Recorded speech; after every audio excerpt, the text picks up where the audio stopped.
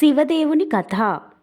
పూర్వము నైమిసారణ్యమున సౌనకాది మునులు నిత్య తపోదీక్షలతోనూ యజ్ఞయాగాదుల క్రతువులతోనూ పురాణాది ప్రవచనములతోనూ మహర్షుల వేద మంత్రోచ్చారణలతోనూ శోభయామానంగా విరాజిల్లుతుండేది. ఆ సమయమందు పురాణ కథలు చెప్పుటయందు ఆరితేరిన వాడును సకల శాస్త్ర పారంగతుడును మునిశ్రేష్ఠుడైన సూత మహర్షి ఒకానొక నాడక్కడికి వేంచేశారు.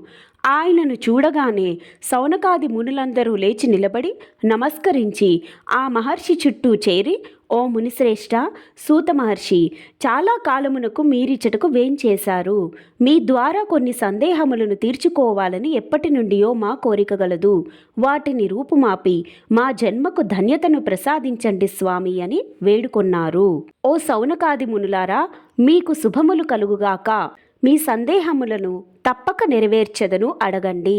ఉచిత రీతిన వాటికి సమాధానములు చెప్పి మీ సందేహాలను నివృత్తి చేసేదనని సూత మహర్షి వారి అభ్యర్థనను అంగీకరించినారు. స్వామి, ఈ విశాల విశ్వంలో సమస్త చరాచర జీవరాశి అందును మానవ జన్మ మహోత్కృష్టమైనదంటారే. అంతటి గొప్ప మానవ జన్మ నెత్తిన మానవులలో పెక్కు మంది పలు కష్ట నష్టములకు, దుర్భర దారిద్ర్య బాధలకు లోనవుతూ పలు బాధలకు లోనవుతున్నారు గదా. వారు ఎంతటి తమ పూర్వజన్మ సుకృత ఫలములను అనుభవించుచున్నను వారి బాధలు పోయే మార్గమే లేదా? వారందరూ తృప్తిగాను తమ జీవితమును గడుపు భాగ్యమే లేదా? దీనికి ఏదైనా తరుణోపాయం ఉంటే చెప్పండి స్వామి అని ప్రార్థించారు. మునులారా, కలత చెందకండి. మానవులందరికీ తమ తమ పూర్వజన్మ పాప ఫలితముగా అనుభవించు బాధలను పోగొట్టుకొనుటకు మన శాస్త్రములందు కొన్ని మార్గములు నిర్దేశింపబడ్డాయి. అందులో శివదేవుని కథ అత్యంత శ్రేష్టమైనది. సోమవారం శివునికి అత్యంత ప్రీతికరమైన రోజు. ఏకాదశి కలిసిన సోమవారము మిక్కిలి ప్రాశస్త్యమైనది. సకల జనులకు సకల ఐశ్వర్యాలను ప్రసాదించి సుఖశాంతములను చేయు దివ్య వ్రతమిది. అదే శివదేవుని వ్రత విధానమును, వ్రత కథను చెబుతాను, శ్రద్ధగా వినండి అంటూ ఇటులా చెప్పసాగారు. పూర్వకాలములో ఆంధ్రదేశాన గౌతమీ తీరంలో ఒక కుగ్రామములో ఒక నిరుపేద బ్రాహ్మణుడు నివసిస్తుండేవాడు. అతని పేరు శివయ్య. అతని భార్య పేరు రాజేశ్వరి. వాళ్ళు కడు నిరుపేదలు.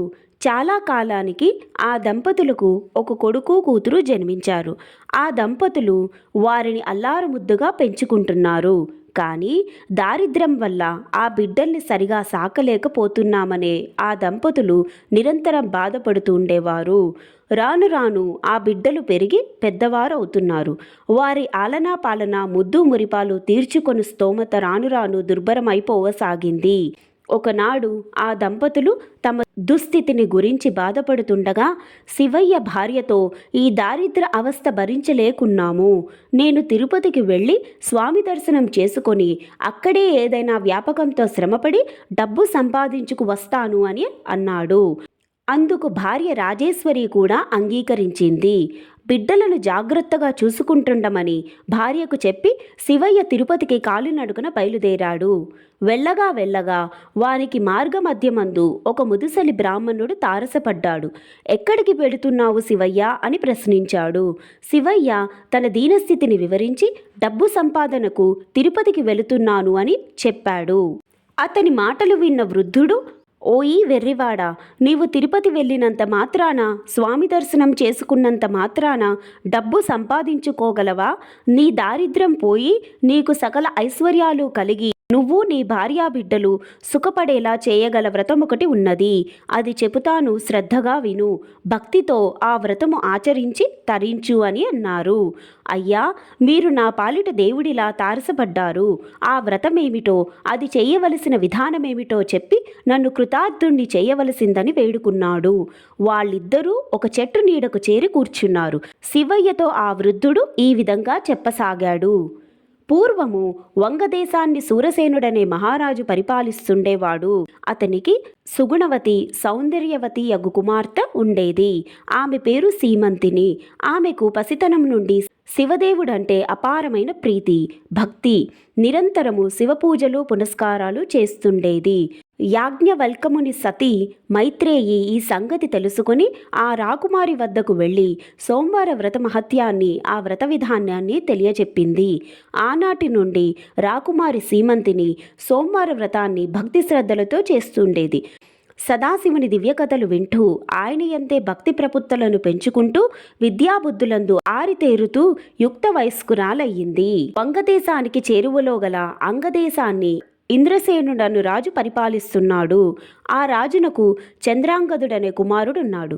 అతడు గుణమణి భూషణుడు, సౌందర్య సంపన్నుడు. యుక్త వయస్సు వచ్చి ఆ సుగుణ రాకుమారునకు వివాహము చేయు నిమిత్తం విప్రులకు వాని చిత్రపటాన్ని ఇచ్చి తగిన రాకుమార్తెని అన్వేషించుటకు అన్య రాజ్యాలకు పంపించారు. వాళ్ళు దేశ దేశాలు తిరిగి వంగదేశం చేరారు. రాజదర్శనం చేసుకుని తామొచ్చిన పనిని నివేదించి తమ రాజకుమారుని చిత్రపటాన్ని రాజుకు అందచేశారు. రాజు ఆ పటాన్ని అంతఃపురంలో రాకుమార్తెకు చూపించుటకై పంపించాడు.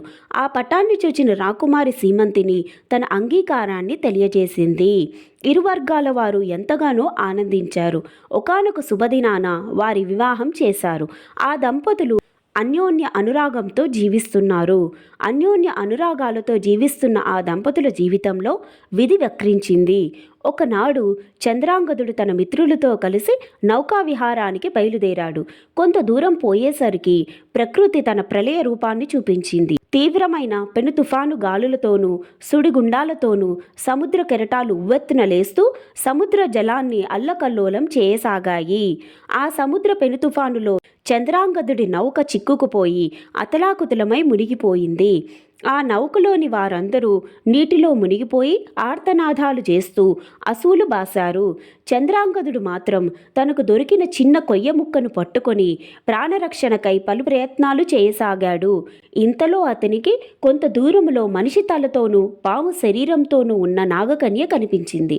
ఆమె ముఖం అద్భుత సౌందర్యంతో విలసిల్లుతూ వర్ణింపనలవి జడగాని అందంతో వెలిగిపోతున్నది. చంద్రాంగదునికి ఆమె ముఖం అత్యంత ఆకర్షణీయంగాను, శరీరం మాత్రం మిక్కిలి భయంకరంగాను తోచింది. ఏమీ చేయటానికి తోచక అట్లే చూస్తుండిపోయాడు. ఆ నాగకన్య చంద్రాంగదుణ్ణి తన తోకతో చుట్టి పట్టుకుని తన నాగలోకానికి తీసుకువెళ్ళింది. తన ప్రభు అయిన తక్షకుని ముందు నిలబెట్టింది. అంతట తక్షకుడు, నాగకుమారి, ఎవరి రాకుమారుడు? ఎందుకు నా ముందు నిలబెట్టావు? నీవేమైనా ఇతనిని ప్రేమించితివా అని ప్రశ్నించి తన దివ్య దృష్టితో చంద్రాంగదుని వృత్తాంతమును పూర్తిగా తెలుసుకున్నాడు. అంతట నాగకన్యతో, ఓ నాగసుందరి, ఈతడు సామాన్యుడు కాడు. మహాపతివ్రతయగు సీమంతిని యొక్క భర్త. ఆ మహాపతివ్రత యొక్క పాతివ్రత్య మహత్యము వలన ఇతడు ఇంకనూ చావక మిగిలి ఉన్నాడు. ఆమె నుండి మనకు ముప్పు రాకముందే నీవతనిని సజీవంగా తీసుకుని వెళ్ళి భూలోకంలో విడిచిపెట్టిరమ్ము. ఆమె సోమవార వ్రత నిరతురాలు, శివభక్తురాలు అయినందువలన మనకు చిక్కియు ప్రాణములతో ఉన్నాడు. కాన ఇతనిని భూలోకంలో విడిచిపెట్టిరా అని నాగకన్యను ఆజ్ఞాపించాడు. వీరి మాటలు వింటున్న చంద్రాంగదుడు ఏమీ పాలుపోక బిత్తరపోయి చూస్తున్నాడు. వానిని చేరి, రాకుమారా, కలవరపడకు. నీ భార్య భక్తి వలన నీవు ప్రాణాలతో మాకు చిక్కుకున్నావు. నీవు చనిపోవనుకుంటున్న నీ భార్య నమ్మలేక నువ్వు వస్తావని నిరీక్షిస్తున్నది. నిన్ను నీ రాజ్యానికి చేరువలో భూమిపై విడిచిపెడతారు. వెంటనే బయలుదేరు అని అతనికి అమూల్యమైన కానుకలిచ్చి సాగనంపాడు తక్షకుడు. సీమంతిని తన భర్త వెళ్ళిన నౌక మునిగిపోయినందున అందరూ చనిపోయారని విన్నా తన భర్త బ్రతికే ఉన్నాడన్న నమ్మకంతో అతడు క్షేమంగా తిరిగి రాగలందులకు శివదేవునిని ప్రార్థిస్తూ ఎదురు చూస్తున్నది. ఎంతకు భర్త జాడ తెలియక, హే జనని పార్వతీదేవి, మిమ్మల్ని నిరంతరం పూజించినందుకు ఇదేనా మీ కరుణ? నా భర్త ఎక్కడ ఉన్నా, ఎలా ఉన్నా సత్వరం ఇక్కడకు చేర్చి నన్ను, నా మాంగళ్యాన్ని కాపాడవలసింది అని అహోరాత్రులు అన్నహారాలు ముట్టకుండా శివదేవుని ఆరాధన చేస్తున్నది. ఒకనాటి రాత్రి పార్వతీదేవి ఆమెకు కలలో సాక్షాత్కరించి, సీమంతిని, కలవరపడకు, నీ భర్త సజీవుడై ఉన్నాడు. అతను త్వరలో నీ చెంతకు రానున్నాడు అని చెప్పి అంతర్ధానం అయ్యింది. కలలో అందున ప్రాతకాలపు స్వప్నంలో దేవి సాక్షాత్కరించి పలికిన పలుకులు వృధా కావని ధైర్యం తెచ్చుకొని భర్త కొరకు ఎదురు తెన్నులు చూస్తున్నది సీమంతిని. ఆ మర్నాడు ఆమె సోమవార వ్రతము ఆచరించి ప్రసాదాన్ని కళ్ళకు అద్దుకునే సమయానికి చంద్రాంగదుడు మణిమయ రత్నాలతో ఆమె కనుల ముందు సాక్షాత్కరించాడు. దేవి, నీ వ్రత మహత్యం వల్లనే బ్రతికి బయటపడ్డాను. నాగకన్యలు నన్ను రక్షించి తమ రాజు వద్దకు కొనిపోగా ఆ మహానీయుడు నీ ఉదాంతమంతయు తన దివ్యదృష్టితో చూసినవాడై వారిని హెచ్చరించి అపూర్వమైన కానుకలతో నన్ను భూమికి సాగనంపాడు అని చెప్పాడు. ఓ విప్రోత్తమ, వింటివి గదా శివదేవుని వ్రతమహిమ. నీవు నీ గ్రామానికి వెళ్ళి నీవు నీ భార్య సోమవార వ్రతము శివదేవుని ఆరాధన చేసి మీ ఈతి బాధలు తప్పించుకొని సుఖశాంతులతో సిరి సంపదలతో వర్ణింపవలసింది అని అన్నాడు. అయ్యా, ఆ వ్రత విధానమేమిటో చెప్పి నన్ను కృతార్థుణ్ణి చెయ్యండి అని అడిగాడు శివయ్య. దానికి ఆ ముసలి బ్రాహ్మణుడు ఈ విధంగా చెప్పసాగారు. ఉదయమే లేచి స్నానము చేసి గృహాన్ని ముగ్గులతో తీర్చిదిద్ది ఈశాన్య భాగమున పీఠంపై శివదేవుని పటాన్ని ఉంచి దీపాన్ని వెలిగించి అష్టోత్తర శతనామాలతో మారేడు దళాలతో శివుణ్ణి ఆరాధించి కొబ్బరికాయ కొట్టి ధూపదీప నైవేద్యాలుంచి కొబ్బరి ముక్కలతో పంచదార గాని బెల్లం గాని స్వామికి నివేదించి కథ చెప్పుకొని ఆ ప్రసాదాన్ని అందరికీ పంచిపెట్టి మీరు కళ్ళకద్దుకుని తీసుకోవాలి. ఇలా 3 సోమవారాలు భక్తి శ్రద్ధలతో శివదేవుణ్ణి ఆరాధించాలి. వ్రతలోపమున్నను భక్తి లోపము ఉండరాదు అని చెప్పి ఆ వృద్ధ విప్రుడు అంతర్ధానమయ్యాడు. తనను ఉద్ధరించడానికే భగవంతుడు వృద్ధ బ్రాహ్మణ రూపంలో వచ్చి వ్రతాన్ని సూచించాడని శివయ్య సంబరపడుతూ ఇంటికి చేరుకున్నాడు. భార్యతో జరిగిన సంగతి యావత్తూ తెలియచెప్పాడు. అంతటా ఆ దంపతులు భక్తి శ్రద్ధలతో 3 సోమవారాలు వ్రతాన్ని నిష్ఠగా చేశారు. ఇరుగు పొరుగు వారికి ప్రసాదం పంచిపెట్టారు. సిరి సంపదలు కలిగి ఈతి బాధలు తొలగి శివయ్య దంపతులు సుఖంగా జీవిస్తున్నారు. కాలక్రమేణా ఏటేటా చేసుకునే ఆ శివదేవుని వ్రతం పట్ల వారికి అశ్రద్ధ కలిగింది. శివదేవుని కరుణ తొలగింది. శివయ్య పూర్వపు స్థితికి వచ్చి ఆయవారం చేసుకుంటూ జీవిస్తున్నాడు. అలా యథాప్రకారం ఆయవారం చేసుకుంటూ శివయ్య ఒకనాడు ఒక ఇంటి ముందు ఆగి భవతీ భిక్షాందేహి అన్నాడు. ఆ మాటలకు, అయ్యా, ఈరోజు మేము శివదేవుని వ్రతం చేసుకుంటున్నాము. పూజపీటల మీద ఉన్నాము. లేచి రావడం కుదరదు. ఈ పూటకు వెళ్ళి రేపు రండి అని చెప్పింది. ఆ పలుకులు విన్న శివయ్య తాము శివారాధన మరిచి అపచారం చేశామని గుర్తు చేసుకున్నాడు. తిన్నగా నదికి వెళ్ళి స్నానం చేసి ఇంటికి వచ్చి పూజాపీఠంపై కూర్చుని శివదేవుని పూజ చేశాడు. అపచారం మన్నించమని వేడుకున్నాడు. పూజానంతరం కథ చెప్పుకుంటూ కథ వినడానికి రావలసినదని భార్యని పిలిచాడు. అలసి ఉన్నాను, బద్ధకంగా ఉంది, వేలాపాలా లేని ఈ పూజలు ఏమిటని ముండిగా మాట్లాడింది.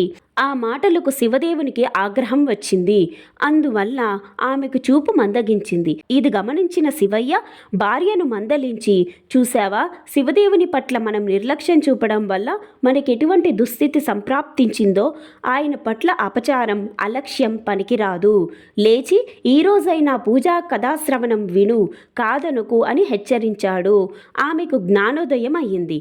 ఆనాటి నుండి క్రమం తప్పకుండా శివదేవుని వ్రతం చేసుకుని కథ చెప్పుకుంటుండేవారు. ఇరుగు పొరుగు వారు కూడా వ్రతమహత్యాన్ని తెలుసుకుని భక్తితో ఆరాధిస్తుండేవారు. శివదేవుని వ్రతాచరణ వల్ల అందరూ సుఖజీవనులై తరించసాగారు. కావున ఈ వ్రతకథ చదివిన వారికి, విన్నవారికి శివుని కరుణ కలిగి సకల ఐశ్వర్యాలు పొంది తరిస్తారని సూత మహర్షి సౌనకాది మహామునులకు బోధించారు. శివదేవుని కథ సమాప్తః. శివార్పణమస్తు.